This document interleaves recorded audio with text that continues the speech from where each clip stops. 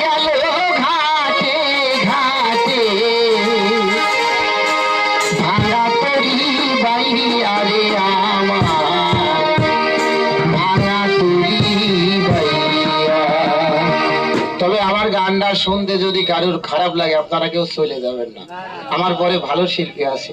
এটা আমি শোনাচ্ছি এখন বর্তমানে ডিজে শিল্পীর গান, বুঝছেন? বর্তমান ডিজে শিল্পী নতুন আইছে, এই শিল্পীটা নতুন হয়েছে আমাদের মাঝে।